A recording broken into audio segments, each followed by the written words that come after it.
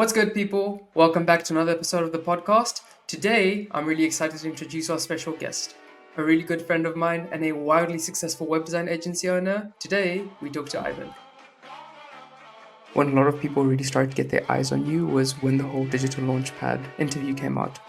All right, so Ivan has been running an agency for 3 years. Imagine running an agency for 3 years. What did that sort of 3 years look like? Shoot me right now, bro. Like, I'm telling you, I was broke. I've never been so broke in my life. See, I'm back on my... And then within your first 30 days, signing your biggest ever contract, your biggest ever deal in 3 years. And that was from pen to profit, just trying to close that deal from an email. The first time I saw Studio 12, I was like, oh, okay, that's cool. Second time I saw Studio 12, I was like, that's Ivan. When you just started off, you didn't have experience, you didn't have confidence, didn't know what you were doing. How did you leverage it in that position? Passion. Love that. Passion. Could you elaborate on it? Let's get straight into things, shall we? You know, never in my life, I never really thought about stepping into the entrepreneurship world or in the business world until to the point where I was surrounded with good people who are actually thinking of doing business. And I feel like looking back a few years ago, you know, I hate working for someone else. Like, I will be completely honest in this podcast, but I probably call too many off sick on my job. Got you, bro. And Got you. that's when you know exactly that you hate what you're doing. And yeah, I just completely hated it. And then I decided to, you know what, I feel like this is the same quote I always say to myself, and I love to share this with you as well. That if you're working on a 9 to 5 job, you're making them rich, not yourself rich. If I'm making them the money, why can't I make more money from what I'm making for them right now, right? And that quote has been stuck in my head ever since, and that's why I just ditched my full-time job, went into full-time agency, and here I am. Cool. And what was your full-time job? Well, it's like I said, I hate my jobs before. So I was skipping through different kind of jobs. I was a sales advisor, and my latest job was actually a sales advisor with Apple. So I was there for about I'd say about a year. But previously to that job, yeah, it's most of them are customer advisors. Did you study for a position like this, or did you go sort of straight into the working world after basic education? Well, the thing is, I studied digital marketing in university, and after going to uni, I didn't really find a decent job that is related to my degree that I've studied for 3 years. So obviously, as a human being trying to survive, you're just gonna do whatever job you can get, right? And my passion is still within the digital marketing space. And you know what? I feel like, you know, spending at least about 4 years being full-time employed was not my thing. And I decided, you know what? I can't find a job that is related to my passion. I'm just going to make my own. Got you. And that's how you sort of ended up pivoting into the agency space? Exactly. Yeah. And was there sort of like a breaking period between that where you knew, like, okay, I've studied and, I'm not really finding anything with this degree. I don't really want to be an employee. Was there any other career path that you looked down? Well, yes, I did actually, because originally I was thinking of going into the film industry space because I'm actually a photographer and a videographer. And I tried to go in there, but again, the competition is very, very high, right? So you need to have a portfolio, you need to have work experience, and at that point, I just gave up. And again, I was just like, I'm just so tired of this, and I need to think of something else, right? I need to think of something else to do for a living. That's something that I actually enjoy, which is being an entrepreneur and running an agency. That's so cool. And I mean, it's so interesting how, the world is such a small place. I'm also somebody who was really considering going into fine arts, going into photography, videography. In fact, it's actually one of my pastimes. And how long were you doing photography and videography for? Was it sort of just like a pastime when you were younger, or? It was a hobby. So I was doing this for fun, and I'm trying to make money with it. And I must admit, I did make a little bit of money on it. But again, the competition is just too high to be able to use for you to scale up, and it's Yeah. very hard to scale up, right? This is why I kind of just went into the agency space. I mean, it is a really rough place to be in, especially in that sort of world. You are charging a certain price point, like your bare minimum of what you need to eat. But the prospect thinks they know everything. They're like, no, no, no, you're fine. I want to pay you this much. It's really like you're fighting for pennies in that industry, especially in the beginning. Correct, correct. Sometimes you even give it out for free, and then they still, doesn't appreciate it. Yeah, I And mean, as a photographer slash videographer, you're sort of just looked at as like a toy. They sort of think that they're doing you a service by giving you the job, which is really like degrading. yeah, yeah, that's true. That's 100% true. And just want to pivot back into your working experience. Like within Apple, you said that you were working for Apple recently. What exactly were you doing within that? Like, were you leveraging digital marketing and No, learning from there, or? it was literally just sales advisor, sales representative for Apple Store. And that, again, at that moment in time, and I was just so tired of it. I just said to myself, look, I keep selling MacBooks, iPhones. Like, how much am I generating for this shop? Right. Yeah, And I'm just thinking to myself, if I can sell these products, why can't I sell my products like this? true. Right. And just out of curiosity, are you actually an Apple fan? Like, do you use Apple products? Bro, my phone is an iPhone, my computer is an iMac, I've got a MacBook, my webcam is an iPhone. So you're fully stuck in the ecosystem. Y- You can't get out. Bro, I'm stuck. I am stuck, bro. Like, the only thing that I got out is the USB-C on an iPhone 15 Pro. I'm just like, yeah, at least I'm out of the lightning cable. No, brother, trust me, some of us are still in the lightning cable eras. It's quite dark. It's Yeah, quite yeah, dark right. here. It's horrible. Mm. And in your sales advising position, what kind of selling was it? Like, were you working directly with the customer in front of you? Was it like completely face to face? I'm going to sell you X, Y, and Z, or were you more of like an advisor, like, okay, you could get this, you could get this. What could you break that down a little bit more? And did that benefit you? Yeah, it was all face to face. Mm, Even with app, I used to work with mobile phone companies as well, selling mobile phone contracts. So I did have a good, clear background within sales, mm, and which gave me the benefit of running an agency because I can sell my products. I did learn a lot of experience within sales within my previous experiences, mm. which is why I'm here again. So I don't think without having to learn sales properly during my full-time job days, I wouldn't be in this situation right now. And do you feel like that face-to-face sales experience has helped you in the online space? Like, do you feel like it translates over, or they're like two completely different skill sets?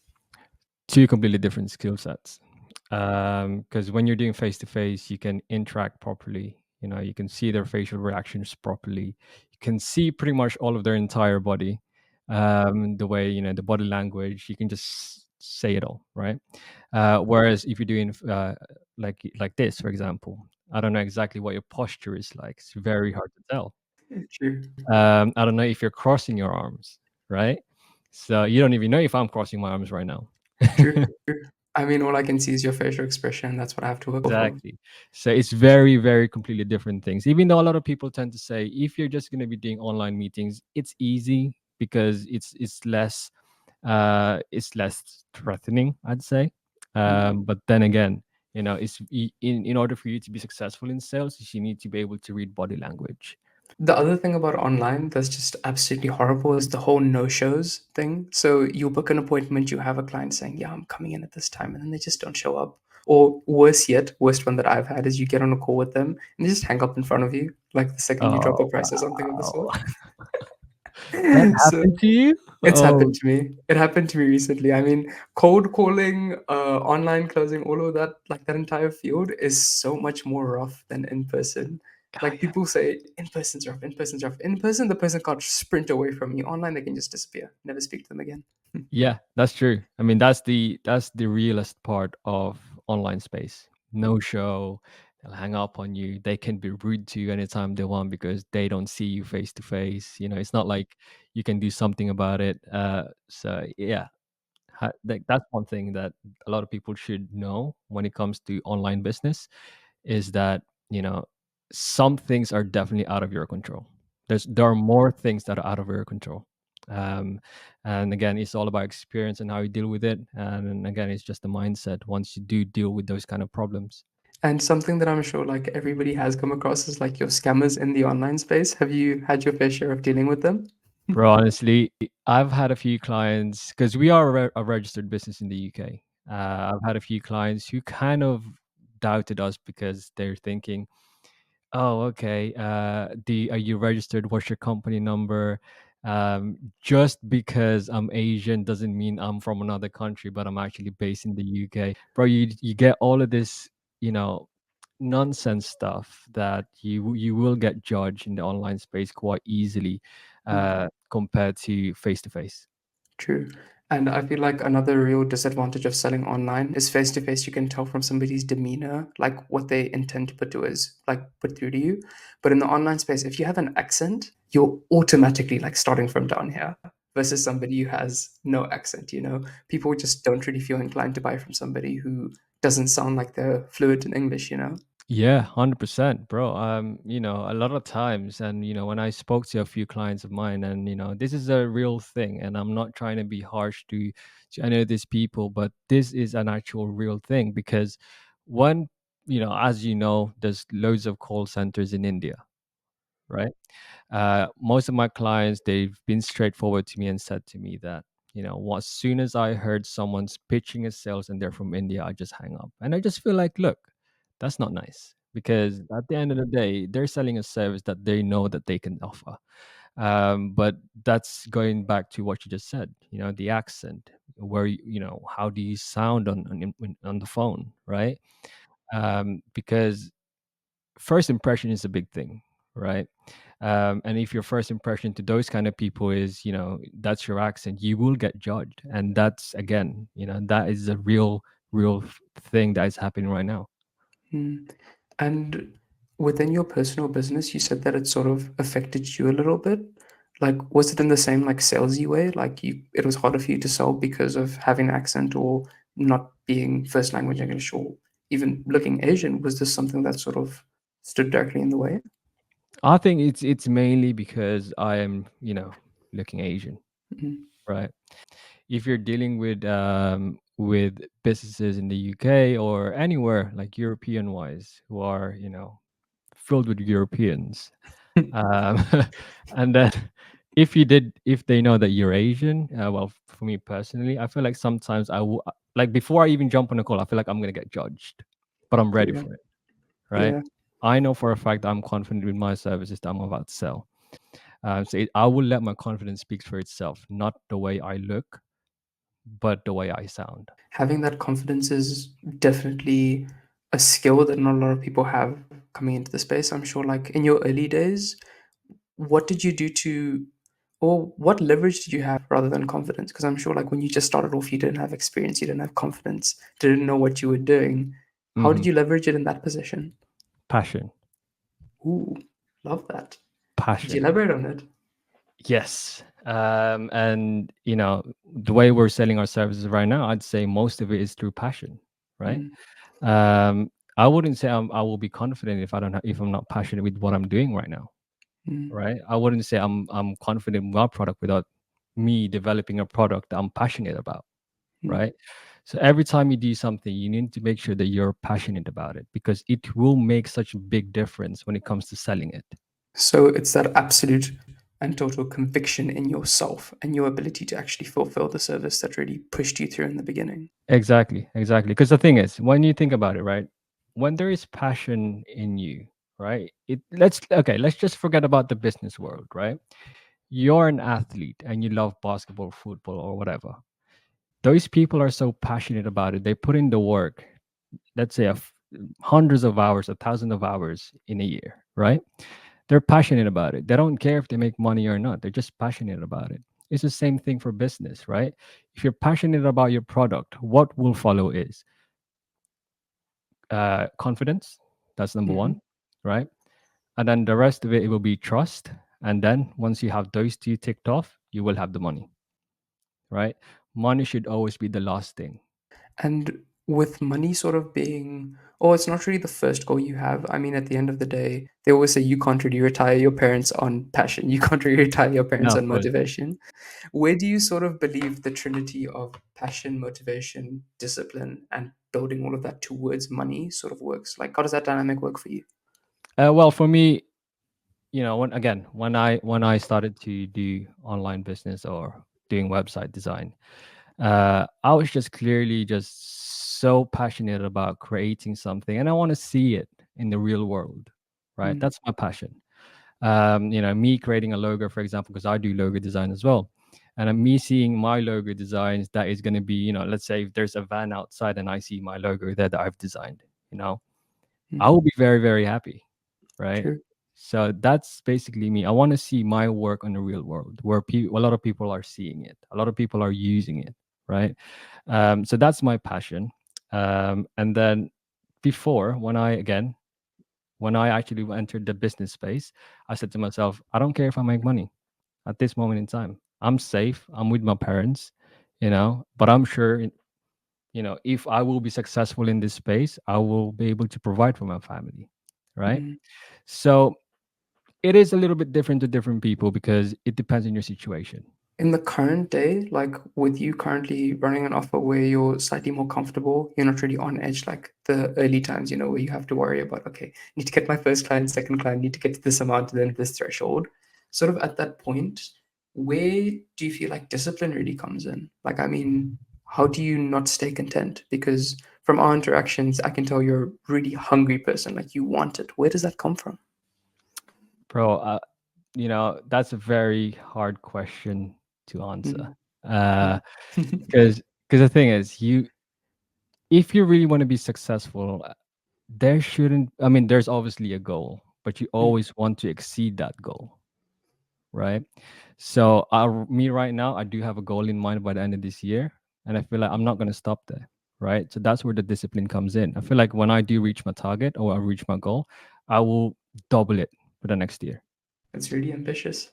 Yeah, very, very ambitious, right? Super ambitious. But it's good because that's where the discipline comes in. Because if you do set yourself a very, very high target, right, then it's just you and yourself. And I feel like one of the really big breaking points, I mean, when a lot of people really started to get their eyes on you was when the whole digital launchpad interview came out, where you hopped on a call with Ali and you sort of broke down the whole success that you got from DL and stuff. Yeah, And from that, like from the research that I've done on you, you said that you ran an agency for 3 years before joining. yeah. What did that sort of 3 years look like? Was it really a constant battle? Were there good times, bad times? Was it like a flat line? Constant battle, bro. Mm. I'd say, I'd be lying if I say I wasn't broke during that 3 years. It's the I'll be lying. I'll entrepreneurial be lying journey for saying like, you. yeah, I'm comfortable. And the first year I launched my agency, bro. Yeah, shoot me right now, bro. Like I'm telling you, I was broke. I was broke. Bro, like I've never been so broke in my life during that 3 years, right? We are making a little bit of money, but it's just not enough to actually pay for everything, right? Whereas compared to what we are now, so I'd say the first year it was like that. Some of it is just paying for the bills, right? Right now, business is obviously profitable. Um, so I'd say, yeah, it's been a. I'd say there's a bit of a flat line. Is there such a roller coaster ride? I wouldn't say it's always uphill. But bro, my life for 3 years has been going up, down, up, down, up, down. But now since joining digital launchpad, bro, it's just going up.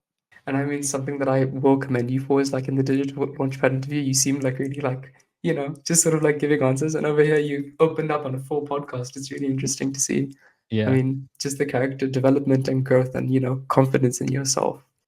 Yeah, bro. Honestly, I don't. Well, I'd say this. I have stage frights, right? If I know if I'm being recorded, I'll be scared as fuck, right? Sorry, but Crazy. like now, I feel like the more I do it, the more I'm Mhm. in this space of doing it. I'm starting to be myself, and honestly, my day goes in meetings after meetings every single day, right? Mm. So what's the difference between me jumping on a podcast with you? I jumped on another podcast the other day. Ooh. Me sometimes, being on stage on Discord with loads of students, it's a good practice, right? Mm. Again, being a successful person, not even a business person, being a successful person as it is, you need to be confident within yourself, right? Complete and absolute certainty in exactly what you are doing. Yeah, yeah. If people knows that, if people can feel that you're confident about yourself, you're gonna go a long way.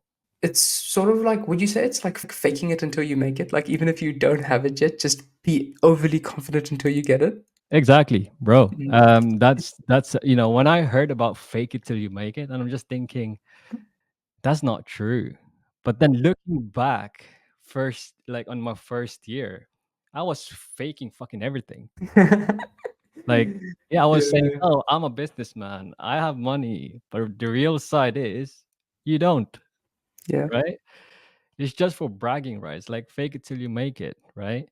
But again, there is a good part of fake it till you make it, which is, you know, once you say that, okay, it's basically self motivation, Yep. right? If you're faking something, that's you trying to motivate yourself. This is the image that you're trying to portray yourself in the future, Mhm.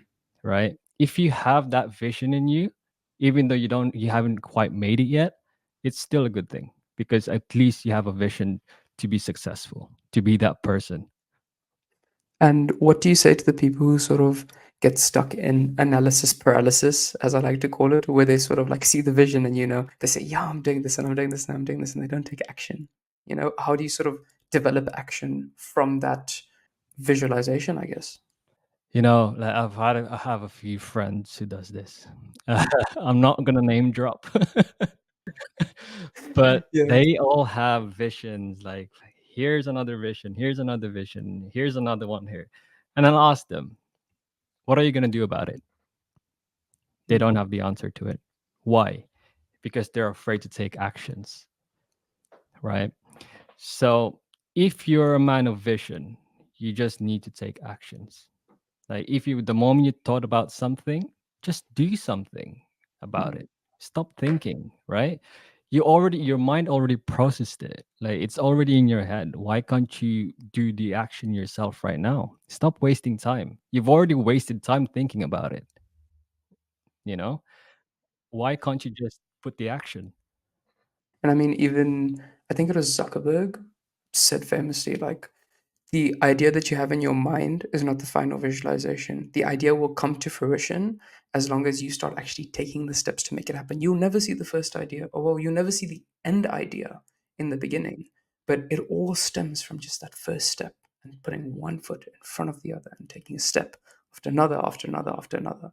Exactly, exactly. Mhm. Because the thing is, when you vision something or you think about something, that is just an introduction, right? True. It's not the whole thing.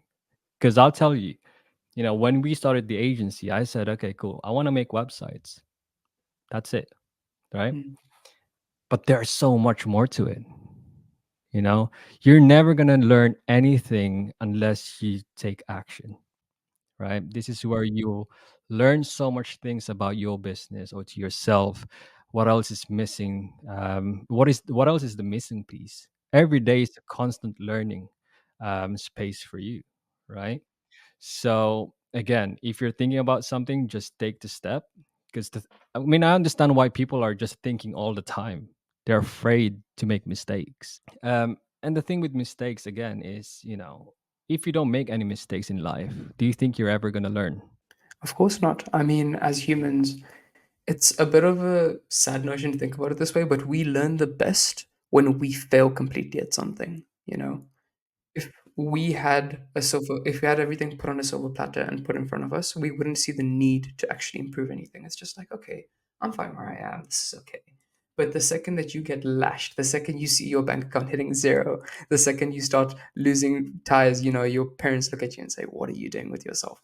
That's really when you start learning and say, okay, I screwed up here. Yeah, yeah, Full accountability. I messed up here. This is what I need to do. These are the actionable steps that I need to take. And I yeah, feel like it's sort of a sentiment that a lot of entrepreneurs can also resonate with. Just that feeling of, I am screwed. I'm totally and utterly screwed, and just getting back up after that. Exactly, exactly. And this is again, me. Well, I can't say me because obviously my wife was with me during this period of Mm, scaling the business. But we like when we were like thinking of like, oh shit, we don't have any more money. Like, we have to kind of like do the budgeting, and we need to make sure we eat, and we need to make sure that we can still pay the bills. You know, all that kind of stuff pushes you, true. It's right? sort of like extrinsic motivators. I mean, on the inside, this is also another thing Andrew Tate said. How can you say that you're not motivated? How can you say, like, yeah, I don't feel like doing it when you are in the jaws of a tiger and they are ripping you apart, you know? That's really what happens when you stop paying attention to things like this. Because the thing about it is that when you're an entrepreneur, it's sort of like if you eat or not, or well, the fact that you eat or not is based completely on the input that you put into it. Meanwhile, if you're just a 9 to 5 worker and you procrastinate and you just say, yeah, it's fine, I won't do anything this week, you'll still eat. Like, you'll be fine. But with this lifestyle, you win freedom, but at the same time, it's all in your own hands. I mean, there's no screwing around, is there? There's no safety net. That's all it Mm-hmm. is. Yeah, that's all it is. Because the thing with safety net is again, it depends on your situation. So especially if you're a family man, you've got kids, you got people to feed. It's a different situation. But in my situation before, we just got the safety net. Mm-hmm. The moment we cut that safety net for us, bro, that is when we started working almost 24 hours. And this is what happens when you sacrifice, your stable income, right? Mm-hmm. Um, you just feel so uncomfortable, right? True. But it's a good thing because if you're uncomfortable, you have to do something to be comfortable, right? Just like what you said, you're already getting chewed up by a tiger. What the fuck are you gonna do about it, Yeah, right? I mean, you can sit there and just go broke and say, yeah, it's fine. But the harsh reality is that it's just going to get worse and worse and Worse. worse and worse. You have to dig yourself up as soon as possible. Exactly, exactly. You have to do something. Mm, You can't. I mean, you can't wait for luck to happen. You can't wait for magic to happen, right? mm, It's all on you. If you don't put the hours in, where do you think you're gonna go, right? This is why people are saying, why do people like business people wake up at 5 a.m. because they want to put more hours than the rest of the other people, right? Because they want to be ahead. So again, take the action, do something about it. If you really want to be successful in like not in business but in something else, just do it. Just do it. It's not hard, right? You just need to get up and just start taking action. That's all you got to do. And just, I want to go back a little bit earlier in the conversation where you talked about sort of the 3 years where your agency wasn't really too successful. Looking back at it, like high level, what do you think you were missing? Like, what was really wrong with your agency that made you not produce the results that you would have wanted at the time? So we didn't do enough research between our clients and our services. Mm, All we know is we do have a good service that we're going to offer, but we didn't really look into the budget of a client. How much can these people actually afford? Because again, you need to find a good niche, right? Once you did find the niche, you need to be able to find out how much money can I make from this niche. But at the same time, I need to find out what is their budget right now, and that's what we missed out on. So during that first year we said, okay, let's be the ordinary developers. We'll charge a fixed amount to get this website done.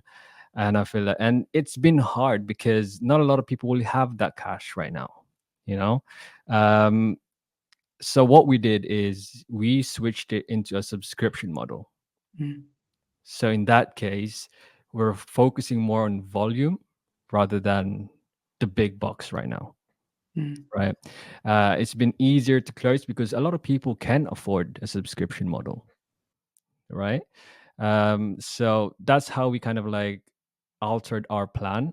And again, that was the biggest mistake of the agency because we said, okay, let's make this website. This is how much it's gonna cost. We're gonna be so rich because it's such a big number. Imagine how many websites we can do in a month, and bro. was it like high ticket? Like really High high ticket, ticket or yeah, yeah, high ticket, high how ticket. much around about? So it starts from, well, I wouldn't say it's high ticket, but I'd say it starts from £600 and it's going up to like £2,000. Okay, and that's now? Well, that was before. Oh, okay, got you. Yeah, That it was makes sense. before. Now, if you're Yeah, trying to sell somebody on £600 for a website, I yeah. mean, a lot of the viewers of the podcast will be thinking in terms of euros and dollars. So You need to think like at a 1.4 times thing, so it's going to be a bit more. But I can imagine it must have been pretty hectic trying to sell. And in the clients that you did sell on that offer, did they sort of end up sticking around, or did they sort of leave because of the price at some point? Well, I'd say out of 50, let's say, probably Mhm. two stayed, just because the others just couldn't afford it. Got you. Because we didn't do our research about it. Like we've wasted such good leads, uh, without us even having to look at how much can they actually afford, right? Because one question as a salesperson you should ask is, how much budget do you have right now? None of Mm, them will actually be able to answer the question, right? Because they, even let's say they don't have a budget or they're on a budget, but they don't want to say that, true. right? So this is why we said to ourselves, I don't want to ask budgets anymore. I just want to introduce 3 plans with subscriptions, and then they decide, right? Yeah. And after that, bro, it's just going up every single month. And so in your scenario, it was sort of letting go of the big bucks, sort of saying rather than selling a few people on a really high ticket, I'm going to Mhm. go lower. I'm going to have a good service that I don't really need to maintain all that much, Yeah, but it's going to be like consistent income. exactly. Yeah, Mm, consistent income. Because a lot of people are saying retainer fee or whatever. You yeah, know, those monthly payments that our clients are actually paying for us is they still do have the benefits for it because we're still managing the website at the end of the day. So which means whatever they're paying every single month, it's up to them if they want to take advantage of it. got you, got you. Right. So that's when we altered everything to where it's now that people are it's just spreading word because they're all saying like, hey, this is a lot more affordable, but you still get the same service as what other people will provide, right? Or even more. So again, if there is a problem in your business, you need to re-look into it, not give up on it, because if you already put your passion into it, just keep working with it. There's always things to improve, even yourself, right? There's always something to improve. It's also that radical responsibility, like realizing that if something's wrong in the business, it may not even be a problem in the business. It may be a problem with myself as the Mhm. business owner. So many Correct. people will step back and say, oh, it's my niche, it's my agency, it's my lead flow, it's my automations, it's like my email follow-ups. Like, that's not working. They never really sit back and think, okay, as a business owner, am I putting the right amount of work in? Yeah, yeah, I've seen that happen too many times. Mm, And I will tell them that this is what you need to do. This is a good niche, and they don't make any money for the first few months, and they'll just say, "This is not good. I'm gonna mm, change." mm, And those kind of people, I mean, I have no problems with those people, but the thing again, it takes. I mean, it doesn't need to be perfect from the beginning, right? It really doesn't need to be perfect. You can't expect anything to be perfect right from the beginning. You have to be working, working, and working because your product or your services or your business or even yourself is not even perfect enough to actually reach that level, right? mm, Even successful businessmen right now, like there's quite a few people, and some of them do say that there is still a lot more things that I need to learn mm, because the world is ever changing every single time, right? Things are, especially when AI came through right now, right? These old businesses that they think that they're successful, they need to then adapt to what's happening, right? So it's a um never ending learning process. So again, you don't give up quite easily like that because you will have to learn and adapt every single day to be mm. successful. And that those 3 years of sort of just struggling, hitting a wall, learning something new, struggling, hitting a wall, learning through it, struggling, hitting a wall, learning through it again and again and again. Do you Yeah. feel like that's sort of given you a almost future proofing, or are you still consistently always on top of like market research and always trying to improve your offer? Like, is there a specific time frame that you sit back and look at your offer and say, okay, now I can look at changing this, now I can look at changing this? Hmm. So I think at this moment in time, we are future proofing the business. Hmm. And again, future proofing the business is making sure that the business will never be out of date, Mm, right? Because these days things are moving so quick. right? So as an agency, you need to be able to cope with things that are being developed and which are being used, such as AI. Um, you know, if you can future proof your business, you will never run out of business. Okay, because you know that you're still within the trend, and people still know. Even if there's a new client, they just open a new business, they'll ask you this new trending things, right? You need to know about this stuff. So again, future proofing your business is definitely such a good advice. But then again, always research. Do your research every single time, right? Because again, especially if you're specializing in within a specific niche, you need to always do your research. Because somewhere down the line, that niche might go down and say, yeah, this niche is not good anymore. And you're still selling and you're still pushing within that niche, even though because you didn't do any research, right? Mm, So again, research is a key thing too. true. And being one of the early players in the agency game, I mean, the agency space over the past, let's say, 4 or 5 years has exploded, especially in the past like 2 years, I think. Yeah, I think from 2020, when did Agency Nav drop? Because I know Iman had a huge influence in the agency space. Like he brought in tens of thousands of new, hundreds of thousands of new agencies probably, but he brought in and influenced so many people to start an agency. Do you yeah. feel like the agency space is starting to get a bit too saturated? I mean, everything can be saturated. Hmm. You can't say this space will never be saturated, right? I'm pretty sure. I mean, the agency space is definitely saturated right now, but it's up to you if you want how do you want to stand out? How would you what do you want to do about your services in order for you to stand out? So saturation, I'd always change that into competition. Just to kind of like because people get put off with hearing saturation, right? Because when people say, oh, it's such a saturated space, they will be so scared because they know that there's so many players in the game right now, right? If you're always up for a challenge, which again, business is a constant challenge, anyways. Um, I'd say there's no such thing as not saturated or not challenging as a business, right? Even when we started, because we do Airbnb websites, right? Um, and during that period of time, not a lot of people knows about this specific niche, but now I can say it's saturated. Yeah, we do have a lot of competition. But what do we do about it? Is how do we the question I always ask myself is how do we make sure that we will stand out amongst the rest? Because this place will, it will not, it will only go up. The saturation will only go up. It will never go down unless the niche closed down, right? So yes, I mean, you should always think of how should you stand out amongst your competition.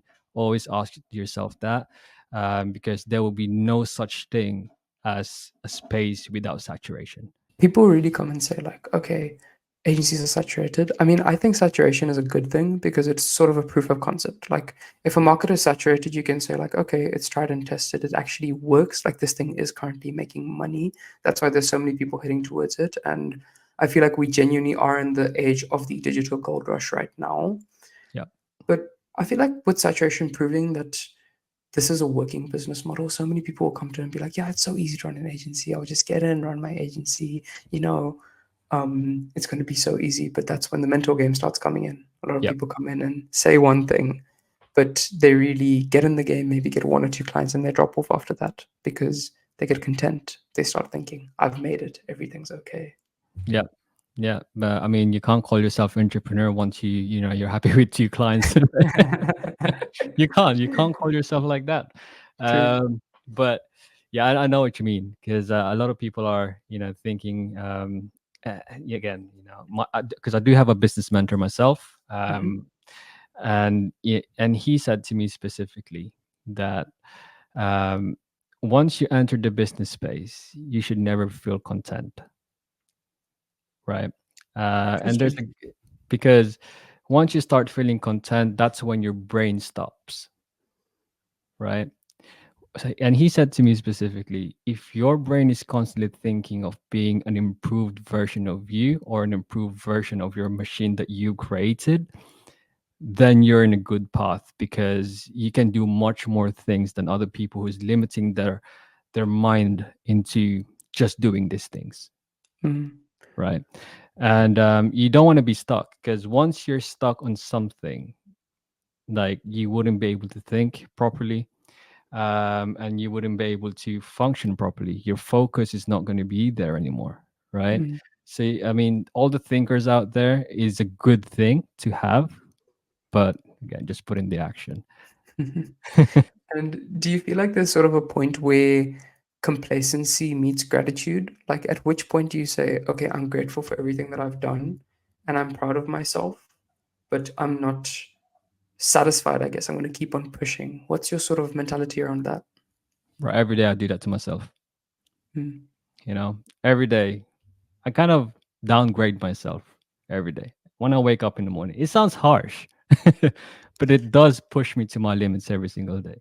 I wake mm, up in the morning and say, "All right, Ivan, are you going to be lazy today, or are you going to do something today?"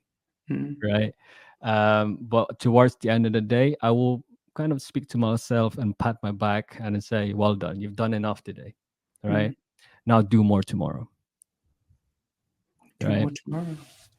Yeah, So, what do does the more. whole protocol look like from beginning to end? Because you said that you're harshing yourself, like, okay, am I going to be lazy, etc., etc. Is it all just self talk? Sorry, is it all just self talk? Do you sit down with like a pen and paper and reflect, or do you meditate? Self talk. Mm, When I go, obviously, when you wake up, you go to the toilet, brush your teeth. I look at myself, speak to myself in my mind, not out loud. My wife is probably gonna think I'm crazy. Why are you going to yourself? Why are you so harsh to yourself, bro? no, us Right? entrepreneurs are a bit schizophrenic, I'll tell you. Like me, practicing Yeah. scripts and sort of just running through things that I'm going to say and presenting, I sound schizophrenic half the time. I'm just mumbling to myself. Yeah, honestly, I mean, you do. I mean, I do get those, but every day I always tend to talk to myself and say, what are you gonna do today? Um, are you going to be productive today? If not, tell me now. So my body, I won't feel guilty. My body will feel at peace today. Mm, It's just kind of like prepping myself before I actually start working or start doing something. mm. But then when I know for a fact that I didn't do enough that day, or for example today, I will then write down on this remarkable here, and I will double my to-do list for the next day. And does that not like accumulate a bit too fast? Does that never get really overbearing, or do you like that pressure? I like the pressure. You Mm. have to love the pressure. I mean, intensity really is the name of the game. I think there's a quote that a friend of mine, the host of this podcast, actually, Luca, always tells me, and that's that men are happiest when they're building something. And, it really rings true to a lot of different areas in life, like comes through with business, comes through with pretty much everything. When you are actually taking steps towards achieving a goal, regardless of what's actually going on, there's an inner feeling that you have as a man, you're just grateful to be doing that, and you just feel so much more fulfilled than if you had to sit there and do absolutely nothing. Exactly. Mm, Exactly. And I hate feeling guilty. mm, Absolutely hate it. This is why I'm always upfront to myself before I even do anything, before I even start my day. This is why I stay upfront because I hate being guilty. Right? mm. When I feel guilty, I feel like I feel so shit and my focus level just drops. I think that's only me. But when you just It's not feel just guilty, you. right? If you feel It's guilty, not just right? you. And then Yeah, yeah. suddenly you feel like, oh shit, like what have I done today? I haven't prepped anything today, and then what am I going to do next day? You'll be completely lost if you feel guilty. This is why you need to be upfront to yourself. Before I even sleep, I go to my to-do list for the next day just to make sure I have something to do for the next day.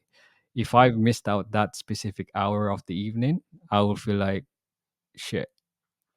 I don't know what to do today, right? And then the next day you sort of feel shit and it's self-degrading because now it's like, okay, I've put myself in this position. I'm not happy to be here right now. This isn't like where I want to be. This isn't what I want to be doing. And I was like, okay, I already haven't done it. So I'm going to be a bit more lazy. And it just builds up and builds up and builds up and accumulates over time to the point where you reach a breaking point. And that's when you feel like, okay, I've had enough. Monk mode. Screw it. I'm just going to work right now? Exactly. I mean, monk mode, bro. It's a different level, man. It's this completely different level. I must admit, I'm not gonna lie to you guys. I tried monk mode probably like for a couple of days. I was just like, this is a whole another different things. Like this is way too much. But anyways, there is another thing that my mentor invented himself, which is I think it's called the COVID season, Mm. right? You're not allowed to go out. There's no takeaways. You can't go out shopping, just work, right? It's so interesting. The COVID season, he calls it. Yeah, bro. It when I've heard of that COVID season mentality or rule to yourself, he was like, I haven't spent any money on takeaway. I'm cooking at home. I haven't spent any money just on doing shopping and buying useless things because I'm pretending that all the shops are closed. You know, and bro, and he was just working, working, working 7 days a week, and I was like, this is mad because It's a new level of intensity, yeah. exactly, yeah. And he's got like a home gym at home and he's just lifting and then doing some bike stuff at home. Again, bro, this is why the online space has gotten bigger because of COVID as well. A lot of online business has been developed during COVID. And I must admit, we're one of those people, right? So why can't people have that same mentality again? Just work, just work. Just stop spending useless, just to stop spending money on useless things, right? And just work, right? If you do that kind of mentality or that kind of mindset, yeah, you'll be golden in the next 5 years or 10 years or so. I think even Iman says it like the entire price of DL is exactly the same as if you went out to lunch, like 1 day a week. And it's crazy because some people just won't invest that. Like I personally know friends who would much rather spend that 40 on going out and drinking and having a good night. And I'm just Hmm. there like, you can actually genuinely change your life if you put that towards something correctly. But when it comes to like actual information and when it comes to like, I mean, info product is a very broad thing. Everybody and their mother has an info product nowadays. But I mean, when it comes to people investing into themselves, they really don't want to invest in anything. But like investing on impressing other people, investing on, having a good time, that's something nobody hesitates on. It's temporary. Mhm. It's definitely temporary. I always say that to my friends, and I say, you go out here, you go out there, you buy expensive stuff. What now? What's next? Right? Mhm. It's not like when you buy something like a Gucci, for example, that Gucci is fucking just gonna sit there, right? Mhm. Especially if you work from home, right? Mhm. How are you gonna use that bag? Yeah. And I think name brands in general are just so overrated. Like, have you noticed the richest people don't actually wear anything that looks flashy? No, no, of course, bro.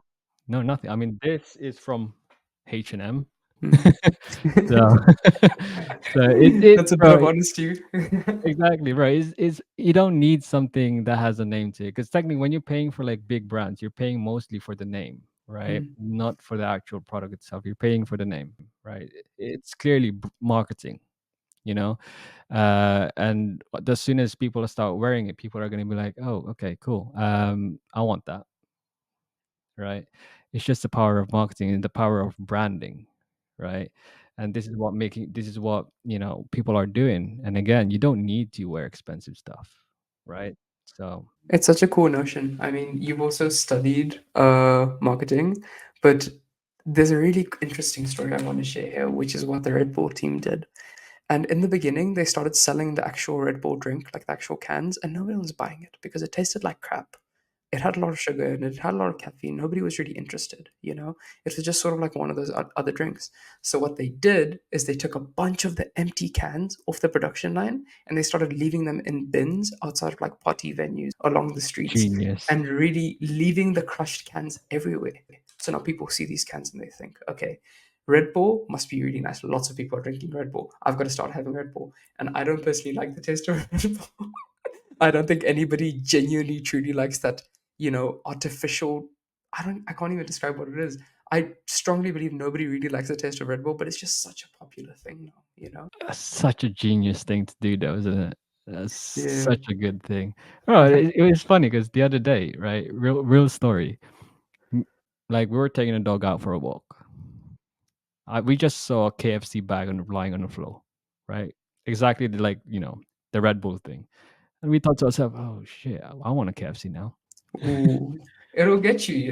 It'll get you. Exactly, right? It's a weird thing. Like This is why I say to our clients, once you have a really good branding and a clear branding, people will remember you. People will want to buy from you, right? And a lot of agency owners tend to just go and say, "Yeah, I've got a company now. Great. What are you going to do about branding?" Because branding has so many things involved to it, right? Branding message. What what kind of colors are you gonna follow? You need to think about so many things in order for you to create a brand, right? And I think that's something you really excel at, especially looking at Studio 12. The first time I saw Studio 12, I was like, oh, okay, that's cool. Second time I saw Studio 12, I was like, that's Ivan. I know that that's Ivan's company, like Studio 12. And how would you recommend that somebody else would build a sort of brand like that? Like something that's unforgettable? Just keep it simple as possible, bro. I Mm. mean, you don't want to overcomplicate your company name, right? I mean, I'll tell you this actually. Studio 12, right? A lot of people tend to ask us why do you call yourself Studio 12, right? When me and my wife first moved out and we got our own place, that that studio is actually number 12, right? So that's when all our visions and all of the thinking about building a business for ourselves, that's where it all happens. I will remember that studio. It was a studio flat, so it was number 12. And I said, okay, cool, moving forwards, this is what we're going to call our business, Studio 12.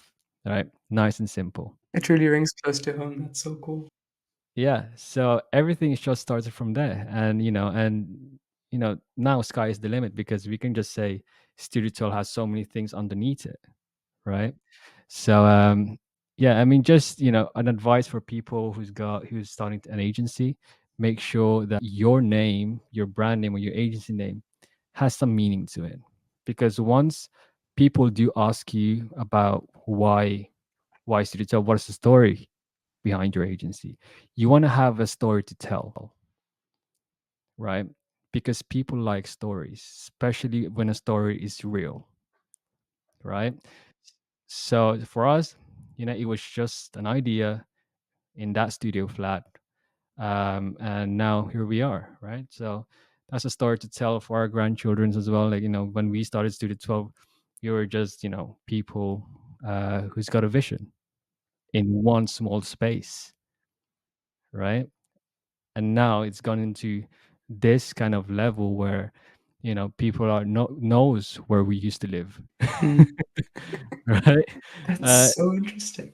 I mean, even Studio 12, I didn't know the whole notion behind, like, full disclaimer, I don't know anything about this. I'm also learning about this first time, and I'm just looking at it like, this is genius, but it's so simple. You don't need to think much about it. yeah, simplicity is the key. Yeah. Simplicity is the ultimate sophistication. Exactly. Right. I mean, nowadays, if you look at brandings, logos out there, they don't pay too much attention on the actual graphical side of things. Whereas before they have like a nice looking icon and then there'll be a text. Now people are just going with the text, just the text, right? Depends on your font face. That's all it matters right now. But then again, you need to think about your company name firstly. And then once you crack that code, then think about other things like branding colors, branding message, branding story. So much things going on with it. And as you've said, I'm somebody who's a firm believer that, you know, facts tell, but stories are really the things that sell. And so I actually have a little exercise for the people at home listening to the podcast. Go to any really popular brand and go to their Instagram. Go to Apple, go to Nike, go to Adidas, go to Gucci.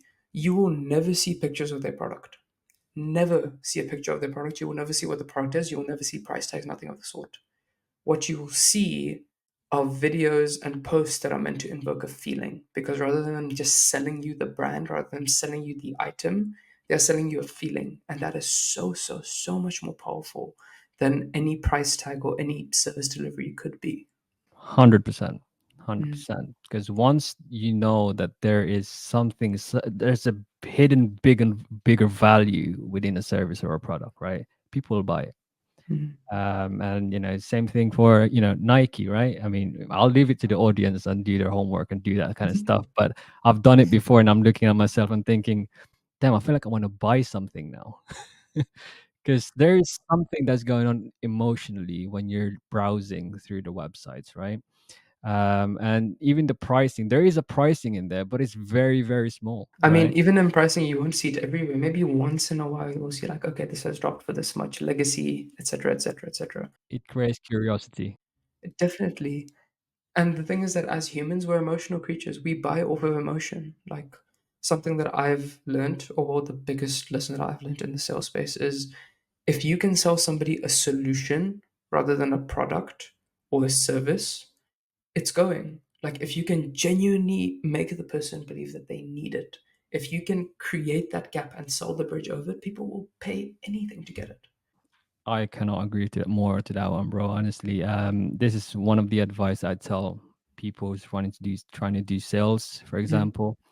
You need to be able, even before you make that phone call, you need to be able to know what the problem is. All right. You are not offering our services or our products, you're offering a solution. Okay.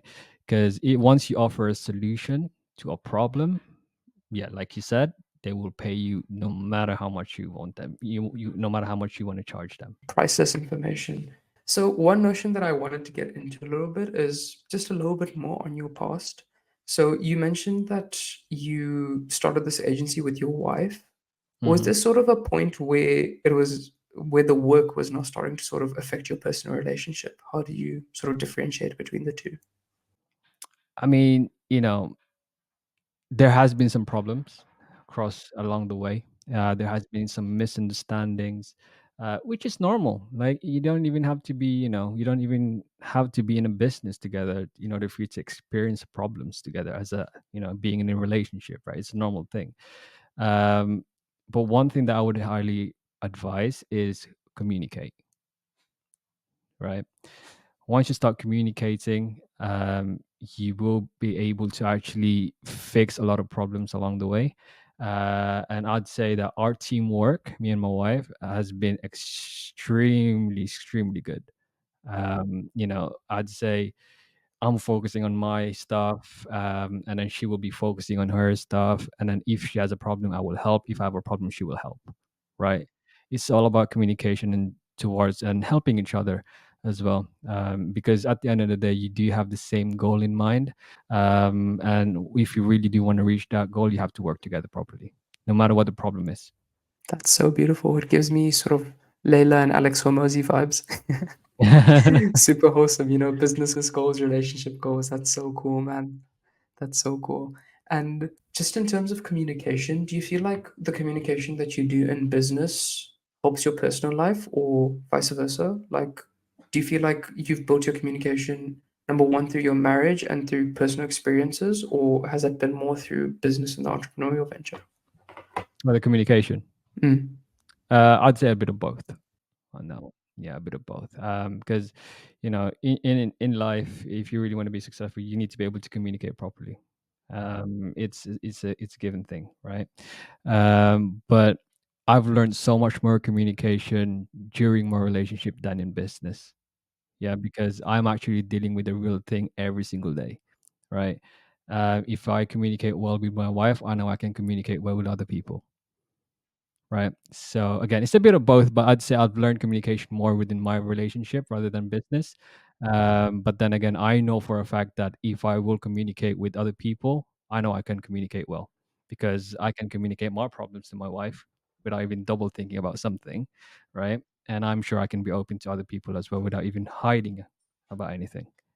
got you. It's that full transparency that really enables you to be able to make those big decisions, number one, and number two, sort of help you influence friends and win people over. Has there sort of been a point within the past few years where you've been doing this whole entrepreneurial thing, this whole business thing, and you just think, okay, I am done. This is enough. I need to go back to X, Y, and Z. Like, I'm completely done with this. Have you had a moment like that? Never, Never. never. It might be a lie, but never. Yeah, never, bro. Because Really? again, right? Even though the agency wasn't making enough money for us to make off a living, I never look back and say I need to go back and go and find a job, right? I just push myself. I cry myself to sleep. I cry myself in the shower. It's a harsh reality, but I mean, you can look back at it and smile and say, look what I've done, look what I've built. Yeah, yeah. Look at that guy. Like 3 years ago, fucking 10 years ago, he was a crying bitch in the shower. Like, bro, Yeah. that's the thing. It's all about courage at that point, right? If you feel like you're giving up, if you feel like you're having a hard time, it's fine. It's normal. It's part of the process, right? Again, it's only you and yourself, right? If you've already invested 1 year of your life trying to build a business and you just gave up, how do you think you would feel? Honestly, horrible. If I spent a whole year working on myself, working through my journey, building up my skill sets, investing in mentors, and at the end of it, I came back and I said, nah, I'm going back to like a normal job. I'm going to go study this. I'm going to do that. I would regret that for the rest of my life. Exactly. Why can't you not just continue, right? I'm sure you've learned something through that 1 year of you suffering, Mhm. you know? Like, you need to ask yourself a question. Why was you suffering for that first year? What's gone wrong? And you need to answer yourself that, a good answer to that question. And you need to be able to overcome it, in order for you not to come across it once again, right? Because that's I wouldn't say there's no second chances in business, but there's unlimited chances. It's just up to you how you want to use those chances. And it ties back to the whole notion of if you're going to be grateful for the good parts of life, be grateful for the bad parts in life. They come with each other. Like you're never gonna have straight success. You're never gonna sign client after client after client after client. I'm sure even with an agency as successful as yours and an offer that I can say is an absolute no-brainer, you probably still get people who you wonder like, what the hell? I did Yeah, my level best here, it just didn't work. yeah. I mean, bro, we have good weeks, we have bad weeks, we have good months, we have bad months, right? Like, I'd say, like, last month was a very, very good month for us for Studio 12, but this month it was not as good as last month. So there should always be a good and a bad, right? Without the bad, or let's say without the bad, it will never be balanced, right? There will never be a balance in life. If there's no balance in life, you're doing something wrong, right? So if it's always bad, you need to find a way to find something good, right? Because if you're doing something good, bad would always something happen. You can't have the good without the bad, you can't have the bad without the good. At the end of the day, they Exactly. come like this. Exactly. And the way that I like to think of it is this is not happening to me, this is happening for me. And everything bad that happens, there's an underlying message that I need to pay attention to. And it's something that it's either I've been neglecting or it's something that I can personally level up. Yeah. Exactly. Mhm. Exactly. Something that popped into my mind just now was you talked about mentors and how you have a business mentor. How important do you feel like it is to have a mentor, somebody to really look up to in the space? It's very important. Mhm. If you can get yourself a mentor, I'm lucky enough that my mentor used to be my ex-boss. Ooh. So I used to work for him, Mhm. and actually he's one of my, I can call him my best friend. He's like my brother to me, right? The thing about my mentor, he doesn't charge anything, right? Which I'm so grateful about. This is why I'm doing this, and I'm using Digital Launchpad as a space for me to teach people for free, right? Because he gave me all the shortcuts that I can follow and avoid those things that could potentially end bad, right? So if you can get yourself a mentor, please do get yourself one. But if you're a type of person who want to experience every single thing for the good and the bads, don't get yourself a mentor. I think you will need a mentor either way. Like, Either way, even you with do. a mentor, you're gonna struggle. Yeah, you Even if will. you have You a will mentor, struggle. It's not. It's you will see. never. It's Yeah. never a smooth sailing part. Oh yeah, I've got a business mentor. I'm all good. But Mm-hmm. realistically, you will still come across some hurdles because you're not going to be a perfect kind of person even if you have a mentor, right? Because your mentor is not going to tell you what to do every single time. You still have to do some things for yourself. And then when you do that, you will come across some problems. You will come across some lessons, right? But the good thing with having a mentor is the biggest problem that you can ever encounter is you might be able to avoid it. You have a higher chances of avoiding it only if you can listen and if you can take action. Listening and taking action. If there's anything you're taking away from this podcast, it's a listen And take Communicate, action. Yeah, take action, tell stories, actually do epic shit, and epic shit will happen to you, you know? exactly, exactly. Yeah. And Once, mhm.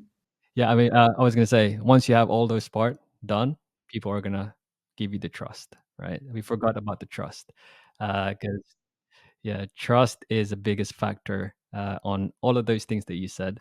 And once you gain someone else's trust, and honestly, you can do whatever you want because that person trusts you. And then whatever you sell them, they'll know that you're the expert in the field, and they will just say, "Okay, here's my money. Take my money. I trust you." Because So true. So yeah, true. it's a given fact, bro. Like, honestly, we have a few clients where they keep launching business and business, and then we're just saying, okay, you're contacting me again. Do you need a website again? And they were like, yeah, actually, we do because we already trust you. We don't want to go to someone else. So again, it's all about if you're confident, if you're passionate, and then you are providing a solution to your problem, to their problem, trust will come. And what comes after trust is money. Money's the last thing you should ultimately be looking for, I guess. Always. Always the last thing. I mean, if you really end up worshipping money and you really end up saying, okay, I'm doing this solely because I want money, because I want money for the sake of having money, I want to travel, I want to do X, Y, and Z, that's a weak ass reason why, you know. Yeah, Money is such a temporary thing. I mean, it's such an elusive thing. You need money. And I mean, money will buy you that freedom, but money is sort of a byproduct of the work that you put in. It's a lagging indicator, so to say. exactly, exactly. And the moment you think about the only, when you start thinking about just the money, you will become desperate. Desperation can create such a bad image of you. Okay, because let's say you've reached the highest peak of your life, you have so much money, and then you've lost it all, right? You will be desperate to get more money. What happens when you become desperate with money? When you start selling stuff, n- other people will know you're desperate, right?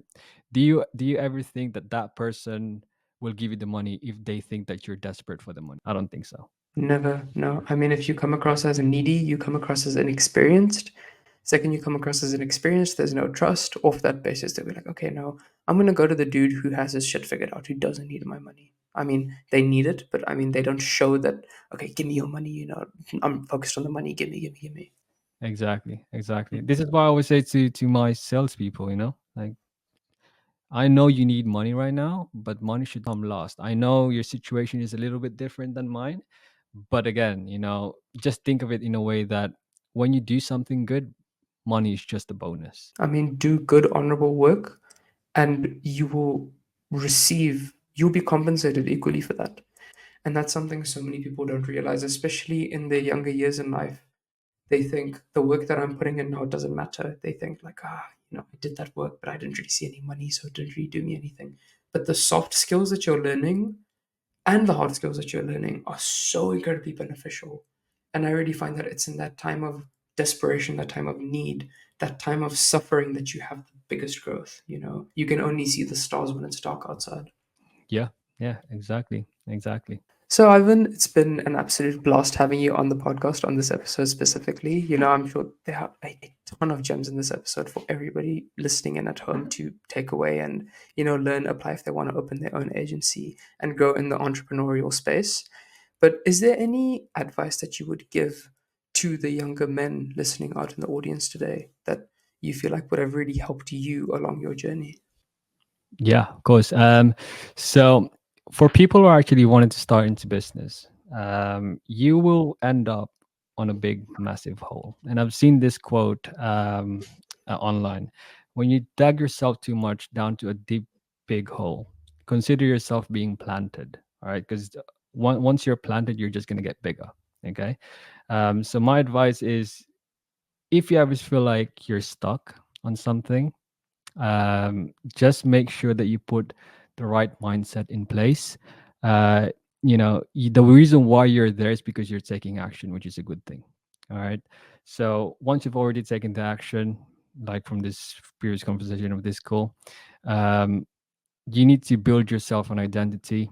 And I always say, if you're going to make an agency, think of it as your legacy. Okay. So once you build your legacy, that legacy of you that you built during those hard times to the good times to the super good times, right?